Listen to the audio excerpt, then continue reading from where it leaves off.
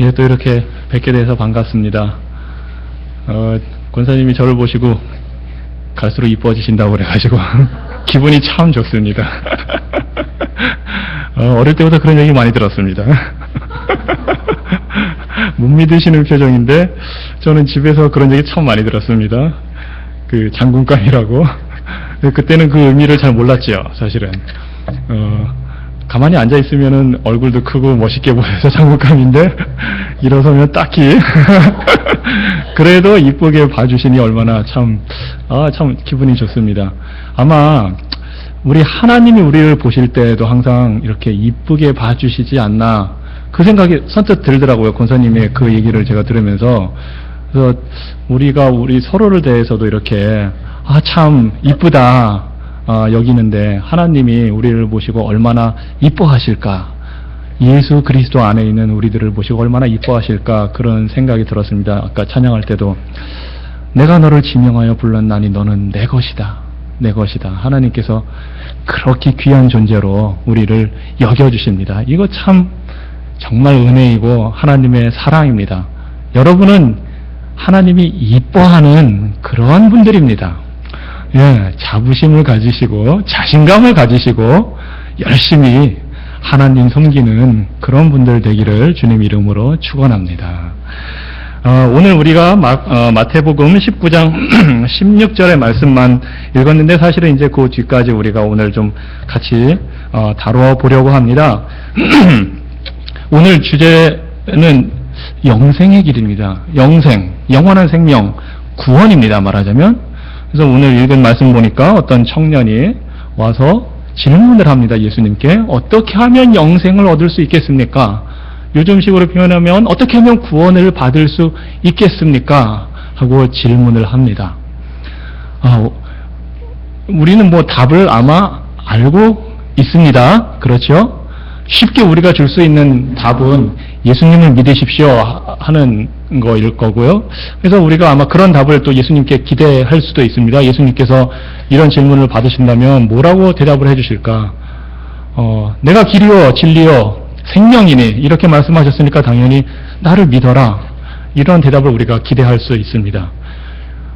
사실은 그게 핵심이죠. 우리가 예수님 믿는 게 핵심인데, 오늘은 이 영생을 얻는다는 것, 예수님을 믿음으로 구원을 얻는다는 게 무엇인지를 좀 크게 두 가지 측면에서 여러분과 함께 생각을 해보려고 합니다.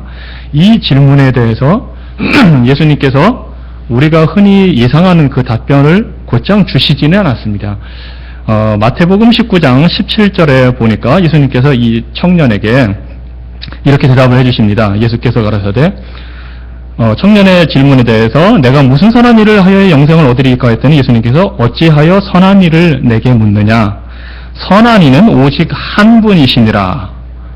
네가 생명에 들어가려면 계명들을 지키라. 약간 뭐 뜬금없기도 하고 맥락이 이렇게 쉽게 우리가 생각하는 대로 연결이 되지는 않는 대답을 지금 우리 예수님께서 주신 겁니다. 특별히 여기에서 어찌하여 선한 일을 내게 묻느냐, 선한 이는 오직 한 분이시다, 하나님을 지금 일컫는 대답입니다. 예수님께서 선한 분은 오직 하나님이신데 뭐 선한 일을 하겠다고 나한테 묻느냐, 이런 질문을, 이렇게 딱히 맥락이 별로 닿아 보이지 않는 대답을 지금 주신 겁니다. 그렇습니다. 하나님은 선하신 분입니다. 사실은 하나님만이 선한 분입니다. 오직 하나님만 선한 분입니다. 우리 하나님만 선한 분, 좋으신 분, 또 이렇게 표현도 할 수가 있겠습니다. 착하신 분, 영어로 good입니다. good. 이 영어 성경에는 그러니까 좋다, 선하다, 착하다 하는 좋은 의미들이 다 들어 있습니다. 그런데 이때 하나님만이 선한 분이다 할 때 이 의미는 우리가 생각하는 좋다, 착하다와는 조금, 선하다와는 조금 다른 의미가, 더 깊은 의미가 있습니다. 예수님께서 이 말씀을 하셨을 때 선포하신 것은 이겁니다. 하나님은 그 자체로 선하신 분이다. 그래서 오직 하나님만 선하다는 표현을 지금 예수님께서 하신 겁니다. 우리 사람들도 착하고 좋은 사람들 많이 있습니다. 우리들도 좋은 사람들입니다. 착한 사람들입니다. 선한 사람들도 있습니다. 하지만 그 자체로 선하고 좋고 착하신 분은 오직 하나님뿐입니다. 지금 예수님께서 하나님만이 그 자체로 선하다는 걸 선포하시고 계시는 겁니다.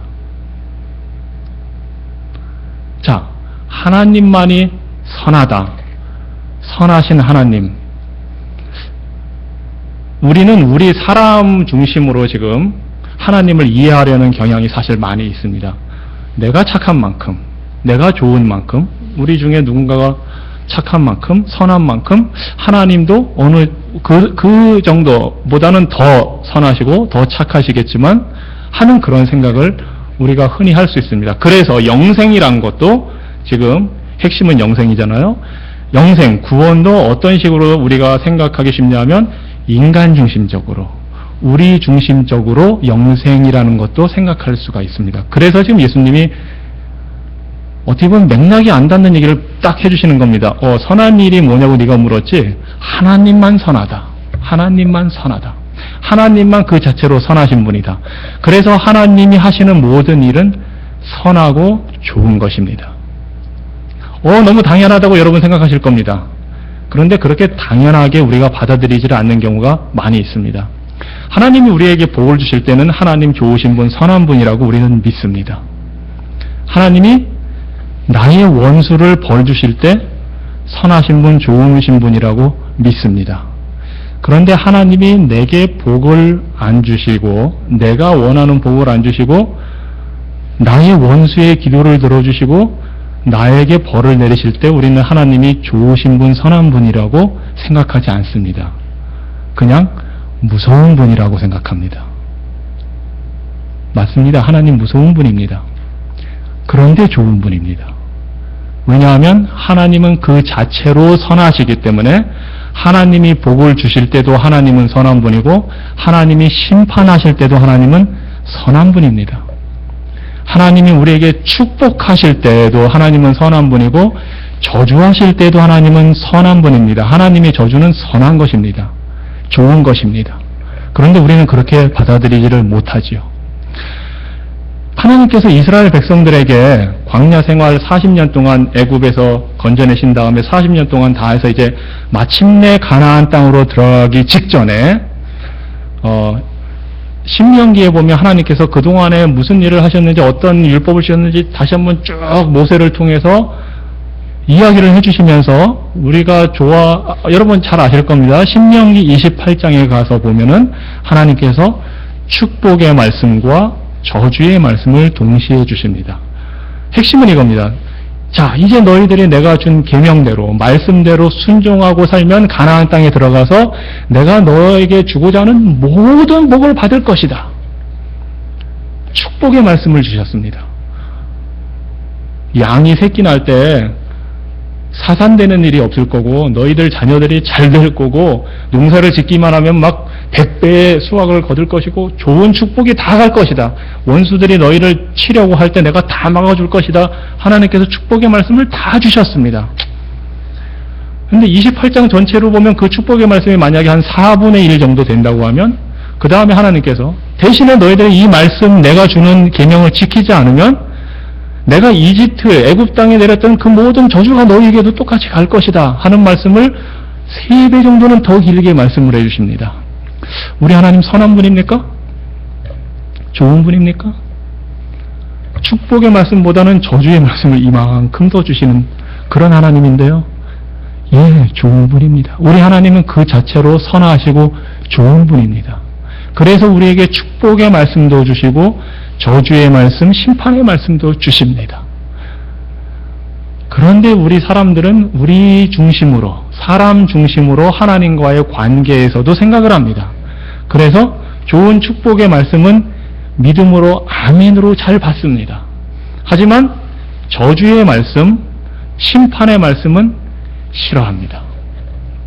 이것 역시 선하신 하나님이 주시는 말씀인데 그렇게 받아들이질 않으려고 합니다. 왜 그럴까요?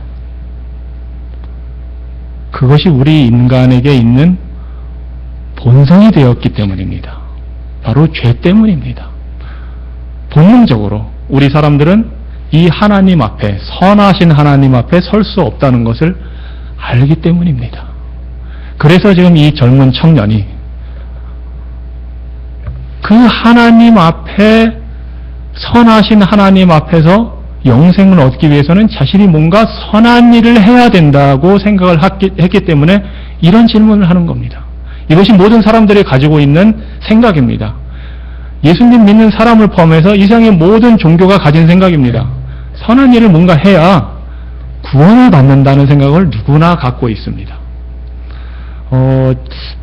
제가 유튜브를 통해서 본 CNN에서 했던 레리 킹이라는 사람이 라이브 쇼를 한 1시간 정도 예전에 했던 프로그램이 있는데, 거기에 아마 종교를 주제로 토론을 했던 것 같습니다. 그래가지고 이슬람에서 이제 이맘이라고 종교 지도자가 나오고, 유대교에서 랍비가 나오고, 이제 어떤 그 감리교, 제가 기억하기로는 감리교 목사님이 나왔고, 이제 제가 한번 언급해드렸던 존 맥카서라는 그 캘리포니아에 있는 베프티스트 목사님이 이제 나와서 토론회를 했습니다.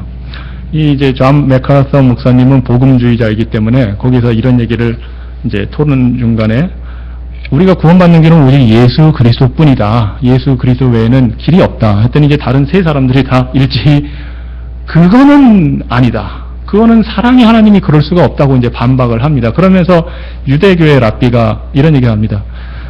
예수님만이 길이 될 수는 없다. 우리가 선을 행하면 구원을 받는다. 물론 하나님의 선의 기준은 우리가 가진 것보다 높다. 그래서 만약에 우리가 선을 통해서 시험을 본다면, 테스트를 한다면 최소한 80점은 돼야 우리가 천국에 갈 수 있지만, 80점 못해도 노력을 열심히 해서 60점이라도 맞으면 하나님은 우리를 구원해 주신다. 그게 하나님의 사랑이다 하고 설명하는 것을 제가 들었습니다. 그렇습니다. 어느 종교든지 종교를 막론하고 모든 사람들은 우리가 뭔가 선한 일, 착한 일 해서 좋은 일을 해야 하나님께 인정을 받고 구원을 받는다고, 그런 노력이라도 보여야 구원받는다고, 영생을 얻는다고 생각을 합니다. 그것이 모든 사람들이 가진 생각입니다. 거기에 대해서 예수님이 지금 이런 말씀하시는 겁니다. 하나님만 선하다. 하나님만 절대적으로 선하신 분이고, 우리는 그 하나님께 아무리 선을 행한다 해도 그 기준에 하나님이 원하는 선함에 다가갈 수가 없다 하는 걸 지금 예수님께서 보여주시는 겁니다. 그러면서 이제 이런 얘기를 하십니다. 그래, 그러면 계명 다 지키면 된다. 물론 유대인입니다. 그러니까 무슨 계명인지 다 압니다. 10계명을 얘기하는 거죠. 그러면서 살인하지 말라, 간음하지 말라, 부모를 존경하라, 그런 말씀을 지금 해주십니다. 내 이웃을 사랑해라. 그러면 된다. 이걸 다 지켜라. 그랬더니 이 청년이 20절에 이런 얘기합니다. 제가 어렸을 때부터 이 모든 것 다 지켰습니다. 예수님은 지켜라 이렇게 말씀하셨는데, 이 청년이 말한 의미는 이겁니다. 제가 철저하게 빠짐없이 다 지켰습니다. 지금 이제 강조를 하는 겁니다. 그런데 혹시 뭐가 부족한 게 있습니까? 내가 뭔가 더 잘해야 되겠습니까? 이 청년은 뭔가 10계명 다 지켜도 안 된다는 것을 아마 깨달은 것 같습니다. 10계명 다 지킨다고 우리가 선한 사람이 되나요? 사실은 10계명은 죽이지 말아라, 거짓말하지 말아라, 간음하지 말아라, 어떻게 보면 기본적인 걸 지키라는 겁니다. 사람 안 죽인 게 착한 일인가요? 할 거 한 거죠, 사실은. 그렇죠? 간음을 안 하는 게 선한 일인가요? 기본을 지키는 겁니다. 이 기본 10계명 다 지킨다는 게 사실은 기본적으로 인간으로서 지켜야 될 도리를 지키는 거지, 이 자체가 뭔가 우리가 내세울 만한 나는 사람 안 죽였으니까 나는 착한 사람이야가 성립이 안 되는 걸 이 청년이 느꼈던 것 같습니다. 그러니까 이 모든 걸 제가 다 지켰습니다. 어릴 때부터 철저하게 지켰는데 그래도 혹시 뭔가 부족한 게 빠진 게 있습니까? 하고 예수님께 그래서 질문을 하는 겁니다.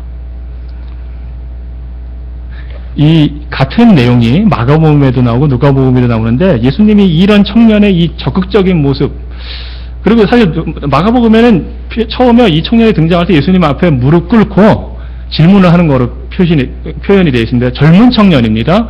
율법을 잘 알고 있고 유태인의 관리, 그러니까 공직에 있는 사람입니다. 그런 사람이 예수님께서 길에 가는데 와서 무릎 꿇고 이 질문을 할 정도면 진지하게 질문을 한 겁니다. 그리고 사실 이런 유대인들, 배운 사람들, 바리새인들이 예수님께 와서 질문할 때는 원래 다른 의도가 많이 있어서 예수님이 벌써 아시거든요. 그래가지고 바리새인들이 질문할 때 예수님이 인간적인 표현입니다. 이거는 부드럽게 대답을 해주시는 적이 사실 별로 없습니다. 왜냐하면 그 의도를 알기 때문에 예수님께서 딱 비틀어서 그 사람들의 어떤 숨은 의도가 적나라하게 드러나도록 딱 대답을 주시는데, 지금 이 청년을 보고서 예수님이 이런 적극적이고 진지한 모습을 보고 마가복음에는 예수님이 저를 사랑하셨더라 이런 표현을 씁니다.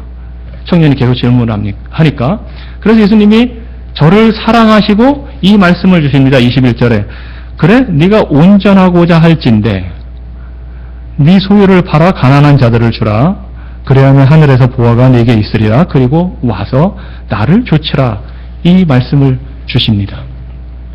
자, 청년이 여기서 한 가지 부족한 게 혹시 부족한 게 뭐가 있습니까? 이 질문을 했을 때 예수님께서 네가 한 가지 부족하다 했는데, 이거는 다른 모든 거 다 돼 있는데 요 하나가 마지막 부분에 빠졌다라는 의미가 아닙니다. 사실은 이 한 가지 부족하다는 거는 다른 걸 보충하기 위한 게 아니고, 다른 거 말하자면 100개 중에 99개 다 했는데 요거 하나 없으면 소용없다, 이 의미에서 한 가지 부족하다는 의미로 지금 예수님이 말씀하시는 겁니다.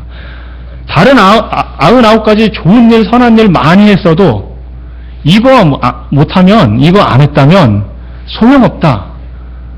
그래서 사실은 80점, 99점 하나님 앞에서 선한 일로 99점 맞아도 소용이 없다고 지금 예수님이 말씀하시는 겁니다.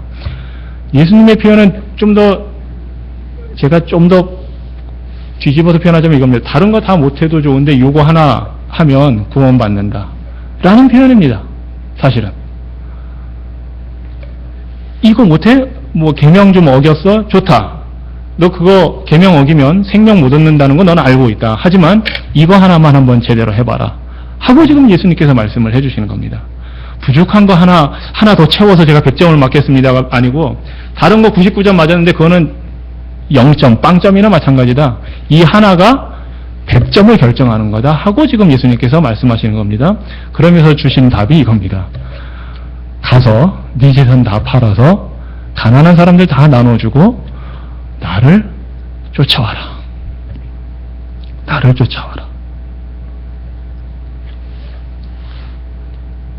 그랬더니 22절에 그 청년이 재물이 많음으로 이 말씀을 듣고 근심하며 가니라. 근심하며 가니라.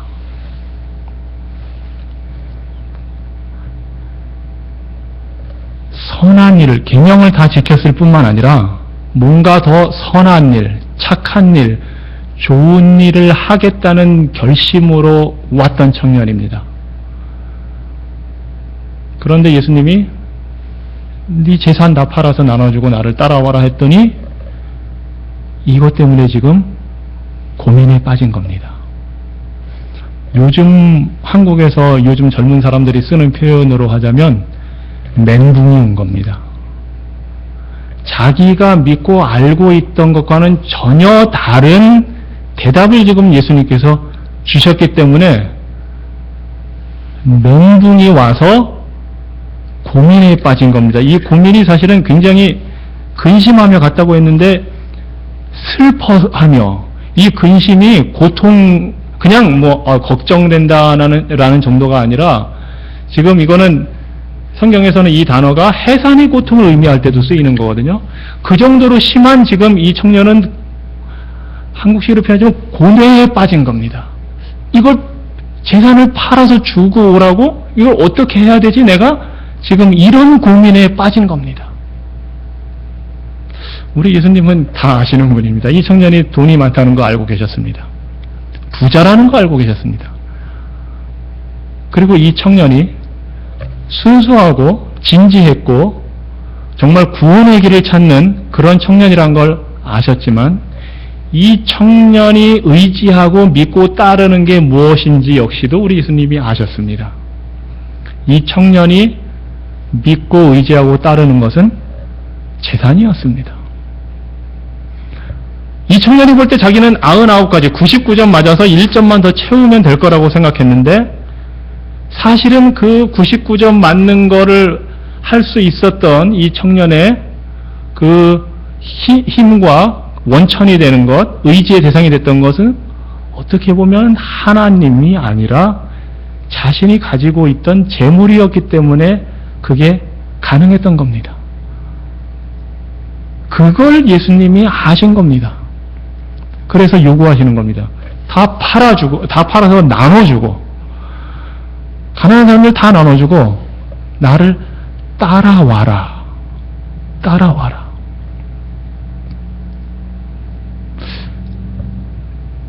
우리가 예수님을 믿음으로 구원을 받는다, 영생을 얻는다 할 때 예수님을 믿는다 하는 의미가 바로 이것입니다.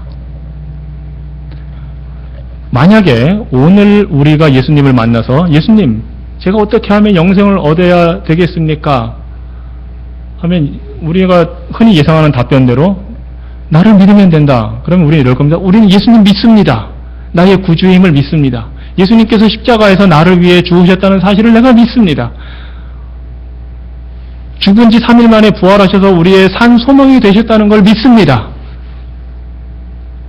이 청년처럼 그런 대답을 하는 겁니다, 지금. 이 청년은 유대인으로서 자신이 알고 있는 그대로 대답을 한 거고, 우리는 크리스찬으로서 알고 있는 대로 지금 대답을 할 겁니다. 예수님, 저는 예수님 믿습니다. 그런데 혹시 부족한 게 있나요? 그때 예수님께서 여러분에게 이 대답을 주실 겁니다. 네가 가지고 있는 재산 다 팔아서 나눠주고 나를 따라와라.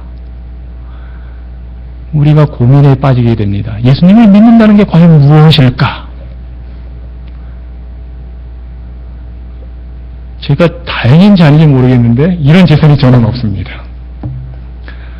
빚을 갚아야 되겠지. 팔아서 나눠줄 재산이 아직 없습니다. 예수님이 그럼 저한테는 뭐를 요구하실까요? 재산은 없는데 내가 의지하는 뭔가 다른 것. 권력이 될 수도 있고 인간 관계에서 쌓이는 어떤 것, 우리가 가지고 있는 지식. 근데 사실 재산이 가장 큰 의지의 대상이죠, 우리에게. 구약성경에서는 항상 이스라엘 백성들이 하나님으로부터, 선하신 하나님으로부터 혼났던 가장 큰 이유는 하나님 대신에 우상을 섬긴다는 거였습니다. 그런데 이스라엘 백성들은 하나님을 완전히 버리고 우상 종교로 개종한 것이 아니었습니다. 하나님도 섬기고 바알신도 섬기고 하나님도 섬기고 아세라 신도 섬기고, 이게 인간 중심적인 신앙입니다. 이스라엘 백성들이 자기 중심적으로 믿는 겁니다. 좋으신 하나님이 햇빛을 주시고 비를 주실 때는 그 하나님, 선하신 하나님, 좋으신 하나님 믿습니다 하고, 농사가 잘 안 되고 힘들어지면 바알신에게 가서 기도를 하는 겁니다. 천둥의 신이여 비를 내려 주시옵소서, 농사 잘 되게 해 주시옵소서 하고 기도를 하는 겁니다. 그래서 이스라엘 백성들이 살인죄를 저질렀다고 특별히 혼난 경우가 별로 없습니다. 간음했다고 그거는 개인적으로 그런 일이 있었겠지만 이스라엘 백성 전체가 그렇게 혼난 경우 별로 없습니다. 항상 이스라엘 백성이 하나님께 혼났던 이유는 하나님을 의지하고 하나님을 믿고 따른다고 말은 해놓고, 하나님 믿는 백성이라고 말은 해놓고 우상 섬기는 일, 양다리를 걸치고 나한테 유리할 때는 하나님 찾다가 불리해지면 바알신도 찾고, 또 좋을 때 되면 하나님 찾고, 불리해지면 아세라신도 찾고, 이런 모습 때문에 혼났습니다. 신약성경에서 예수님께서 가장 많이 지적하신 유대인들의 가진 문제가, 그 당시의 문제가 뭐였다고 생각하십니까? 거짓말, 살인, 간음, 아닙니다. 우리 예수님이 가장 많이 언급하신 주제 중에 하나가 돈입니다. 그래서 유대인 지도자들을 향해서 예수님께서 아주 신랄하게 비난하셨습니다. 저 유대인 지도자들이 자신들의 종교 지도자라고 사람들을 가르치면서 사실은 돈을 좋아해서 사람들을 착취한다, 위선을 떤다, 예수님께서 비판하셨습니다. 그러면서 예수님께서 말씀하셨습니다.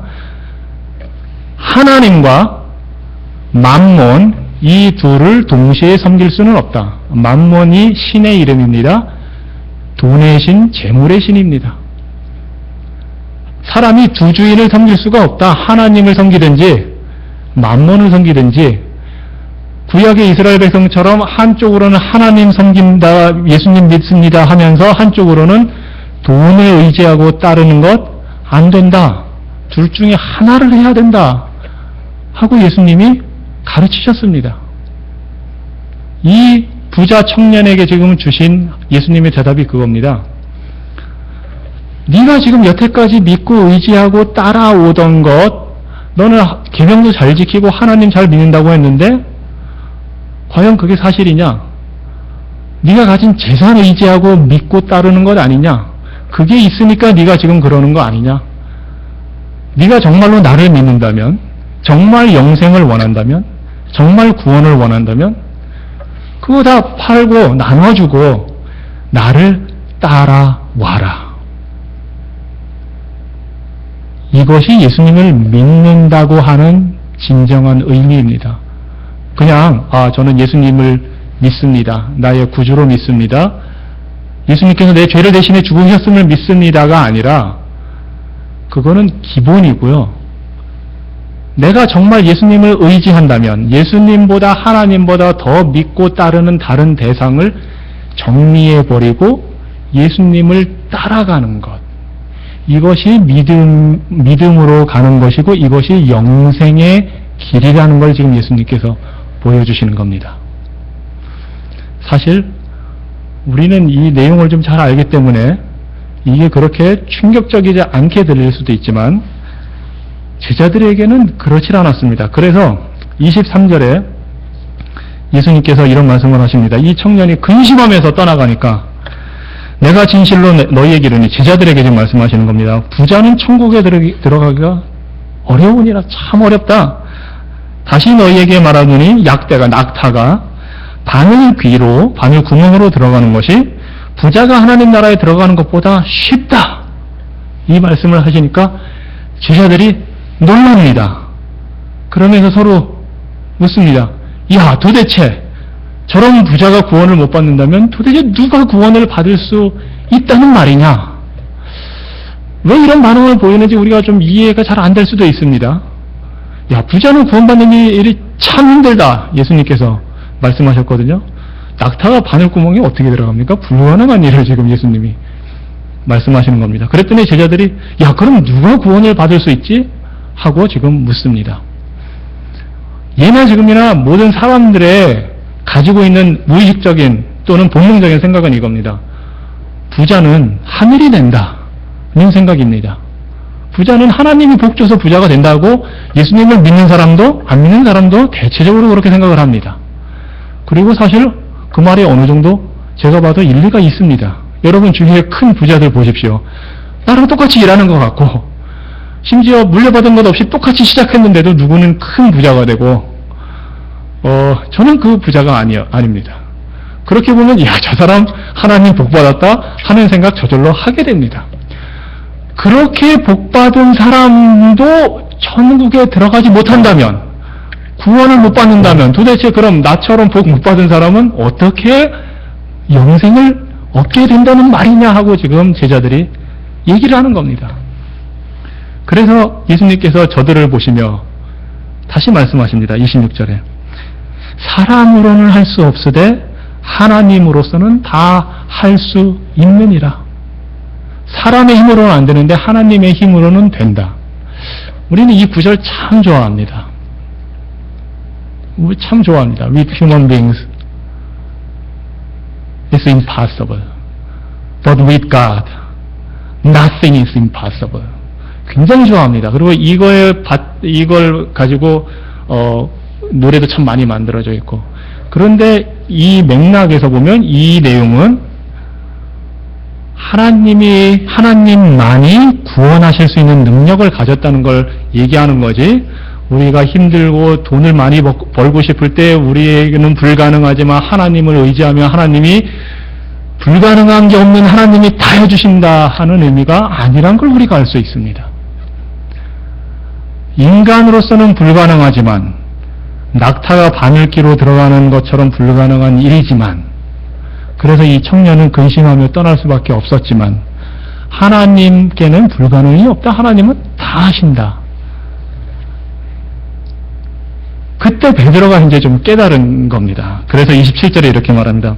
이에 베드로가 대답하여 가로되 보소서 우리가, 이거 굉장히 강조하는 단어입니다. 사실은 우리가. 왜냐하면 원어 성경에서는 지금 이제 우리말이나 영어 성경에는 우리, 위 이런 단어를 꼭 주어로 써야만 되지만 원래 이 그리스어는 원래 주어를 따로 표시를 하지 않아도 되는 언어입니다. 말하자면 우리가라는 말을 안 써도 다 누구나 그 동사를 보면 알 수 있는데 거기에도 구태여 베드로가 그리스어로 우리가, 물론 이제 아람어로 말한 거지만 우리가라는 말을 한 겁니다. 자랑하는 겁니다. 지금 예수님 보십시오. 우리가 모든 것 다 버리고 주를 쫓아 싸우니, 막 이제 예수님의 말씀을 이해를 한 겁니다. 그래서 이제 막 좀 흥분이 된 겁니다. 이 부자 청년, 저런 부자도 구원 못 받는데 불가능할 것 같았는데 생각해보니까 지금 우리는 예수님 쫓고 있습니다. 그런즉 우리가 무엇을 얻으리니까 하고 신나서 지금 베드로가 예수님한테 자랑하는 자랑을 지금 하는 겁니다. 정말입니다. 베드로, 안드레, 야고보, 요한 물고기 잡고 있을 때 어부니까 직업이 어부입니다. 물고기 잡고 있을 때 예수님이 와서 나를 따라와라 했더니 다 버려두고 심지어 부침도 버려두고 예수님을 따라갔습니다. 레위 세리였습니다. 세무장, 세금 걷는 사람. 그런데 예수님께서 그 세관에 있는 레위를 보고 따라와라 그랬더니 레위가 그냥 그 직업 포기하고 따라갔습니다. 정말입니다, 사실. 그래서 베드로가 자신있게 얘기하는 겁니다. 자, 우리는 예수님 말씀하신 대로 다 버려두고 쫓았으니 이제 우리는 무엇을 얻을 수 있겠습니까? 그래서 예수님이 대답을 해주십니다. 내가 진실로 너희에게 이르노니 세상이 새롭게 되어 하나님의 나라가 임해서 인자가, 내가 예수님께 자신을 지칭하는 표현입니다. 자기 영광의 보좌에 앉을 때 나를 쫓는 너희도 12 보좌에 앉아 이스라엘 12지파를 심판하리라. 계시록에 나오는 내용입니다. 또 내 이름을 위하여 집이나 형제나 자매나 부모나 자식이나 전토를 벌인 자마다 여러 배를 받고, 마가복음 여기 보면 100배라고 나옵니다. 또 영생을 상속하리라. 가진 거 다 버리고 부모 형제도 다 버리고 나를 쫓아온 너희들 이 땅에서 저 천국 가서뿐만 아니라 여기에서도 100배나 더 받고, 이 말씀하시는 겁니다. 그런데 형제나 자매나 부모나 자식을 버린다는 게 더군다나 한국적인 사고방식에서 이해가 안 되는 일이죠. 어떻게 부모 형제를 버리고.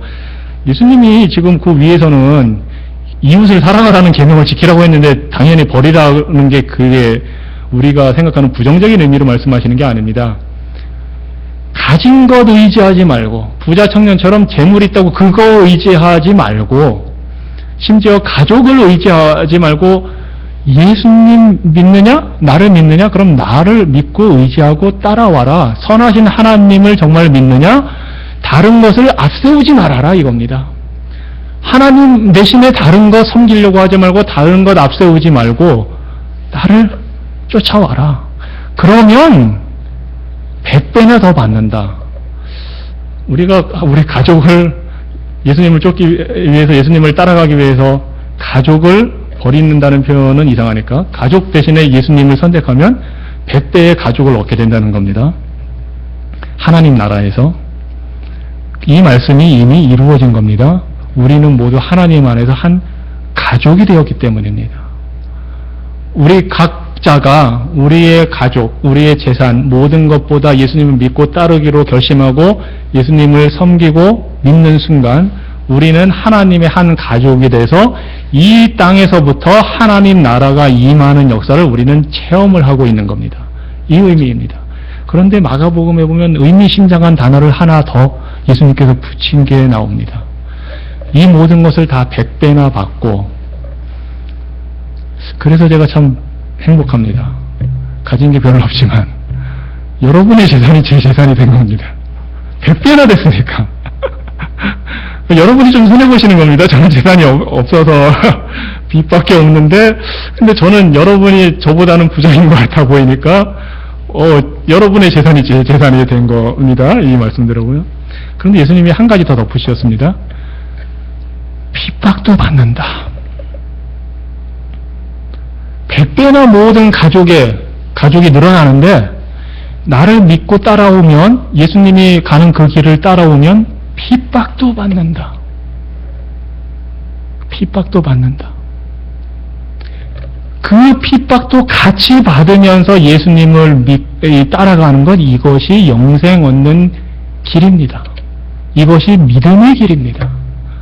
예수님을 나의 구주로 그냥 인정했다 해서 끝나는 게 아니라 인정했으면 다른 것을 예수님보다 앞에 세워두고 다른 것을 더 의지하는 그 모든 것을 다 버려야 되는 거고, 그리고 심지어 핍박을 받으면서도 따라가는 것, 이것이 영생의 길을 걸어가는 것이고, 그랬더니 예수님께서 영생을 상속하리라. 상속이라는 단어를 썼습니다. 근데 영생을 받게 된다가 아니고, 상속은 뭡니까? 유산이잖아요. 누군가가 죽어야 받는 거죠. 내가 이 세상에서 죽으면 영생이 내 거가 된다는 겁니다. 영생이. 영생을 얻는 것을 하나님과의, 선하신 하나님과의 관계에서 우리가 생각하지 않으면 이스라엘 백성처럼, 이 청년처럼 우리는 양다리를 거치는 그런 사람이 되기가 쉽습니다. 한쪽으로는 예수님 믿습니다 하면서 물질을 의지하고, 하나님이 나한테 복 주실 때는 하나님을 믿고, 하나님이 나를 벌 주실 때는 하나님 대신에 세상의 다른 것을 의지하고, 이렇게 살기가 쉽습니다. 그런데 절대적으로 선하신 하나님 앞에서는 양다리가 허용이 되질 않습니다. 오직 한 길, 그 길, 예수님이 가시는 길을 조차 우리가 가야 됩니다. 그런데 우리는 그렇지 못한 경우가 참 많이 있습니다. 왜냐하면 우리가 본능적으로 원하는 건 이 세상에서 행복하게 사는 걸 원하기 때문입니다.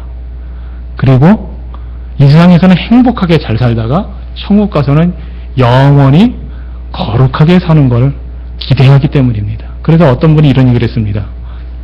사람들은, 제가 지금 얘기한 게 그분의 표현을 빌린 건데, 이 세상에서는 행복하게 살고 싶고 천국 가서는 거룩하게 살고 싶어 한다. 그런데 하나님은 우리가 이 땅에서 거룩하게 살기를 원하시고 천국에서 하나님과 행복하게 살기를 원하신다. We humans want happiness on earth and holiness in heaven. But God wants us to be holy on earth and be happy in heaven. 이것이 선하신 하나님이 보는 관점과 이기적인 우리가 보는 관점이 다르기 때문입니다. 예수님이 요구하는 건 너 이 세상에서 복받고 행복하게 살고 싶어서 지금 물질을 의지하고 계명도 잘 지켜야 하나님이 복을 주시니까 그렇게 믿고 사는 것 아니냐? 그런데 하나님이 원하시는 것은 핍박의 길을 가는 것, 거룩해지는 성화의 길을 가는 것을 원하신다. 제가 그 얘기를 듣고 가만히 성경 찾아보고 생각해 봤더니 하나님이 이런 말씀을 주셨어요. Be holy, for I am holy. 내가 거룩하니 너희도 거룩하라. 이 말씀은 주셨는데 Be happy, for I am happy. 이 말이 성경에 없어요. 행복해라. 내가 행복하니 너희도 행복해라. 이 말씀이 성경에 없다고요. 아니 그렇게 선하신 하나님이 왜 우리한테 행복해라, 잘 살아라 이런 말씀 많이 안 주시고 거룩해라, 나의 길을 따라와라, 예수님을 통해서 나의 길을 따라와라, 100배 줄게, 대신에 핍박도 같이 받는다, 왜 이런 말씀을 하실까요? 참된 인생의 참된 행복은 하나님이 원하시는 방식대로 살 때, 거룩한 길을 갈 때 참된 행복이 있기 때문입니다. 우리가 원하는 복을 그냥 쫓아가면 행복해지는 게 아니고, 그래서 돈을 많이 벌고 많은 걸 누리고 그러면 행복해지는 게 아니고, 하나님이 원하시는 그 길을 따라 살 때 진정한 행복이 있기 때문입니다. 왜냐하면 하나님만이 행복의 근원이시기 때문입니다. 그 하나님이 우리가 미워서 싫어서 우리를 골탕 먹이려고 비해피 이런 말을 안 하신 게 아닙니다. 우리를 정말 위하시기 때문에 거룩해라. 내가 거룩하니 너희도 거룩해라. 나는 선하고 거룩하다. 네가 나와 관계를 제대로 갖고 영생을 누리기를 원하느냐?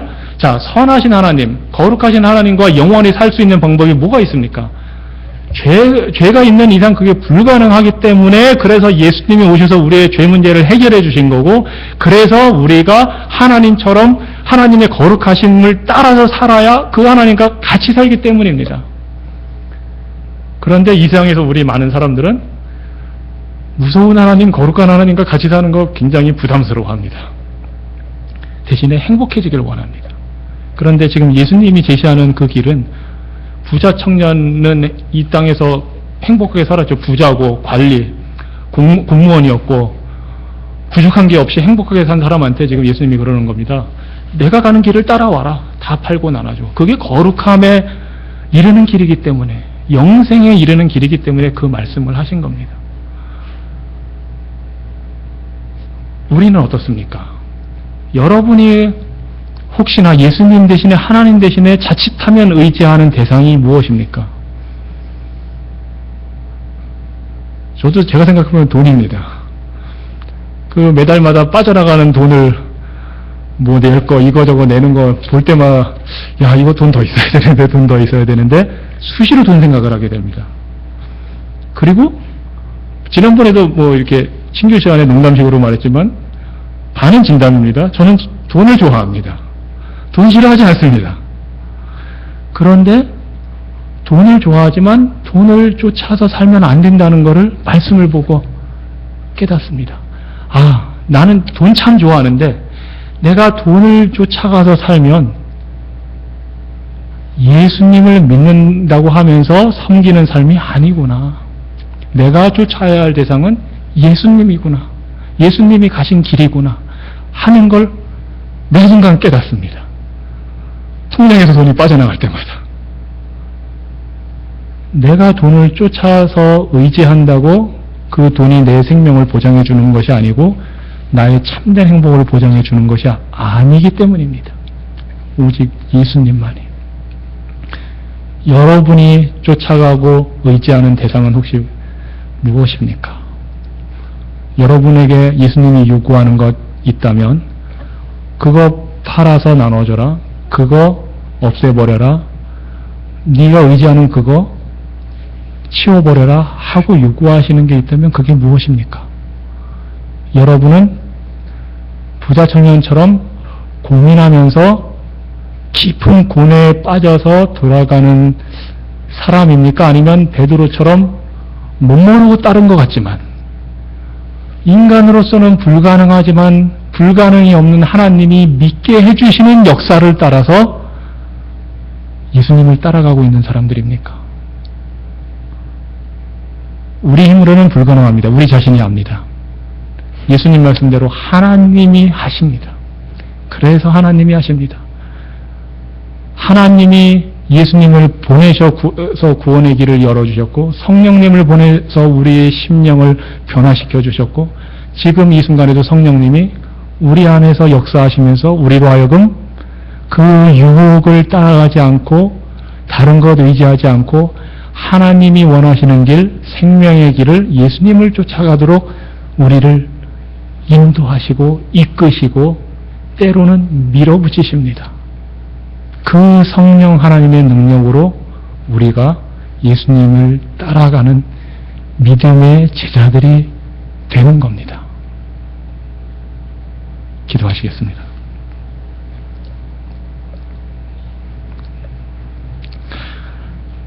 하나님, 우리는 하나님에 대해서 우리 중심적으로 생각하고 우리가 원하는 하나님으로 생각하고 섬기려고 하는 경향이 있음을 솔직하게 고백합니다. 하지만 절대적으로 그 자체로 선하신 하나님의 기준에 우리가 미치지 못한다는 사실을 또한 깨닫고 고백합니다. 그래서 우리에게는 희망이 없고 우리에게는 가능성이 없지만 우리로 하여금 하나님 자녀 되도록 인도하시고 역사하시는 그 하나님의 능력과 선하심을 우리가 바라보고 이 자리에 있습니다. 선하신 하나님, 진리의 길 되시며 생명의 길 되신 예수님, 우리의 능력이 되신 성령님, 이 시간 우리 심령 가운데 역사하셔서 우리로 하여금 주님이 가신 그 길을 쫓아가는, 그래서 영생으로 들어가는 그런 주님의 자녀들 되도록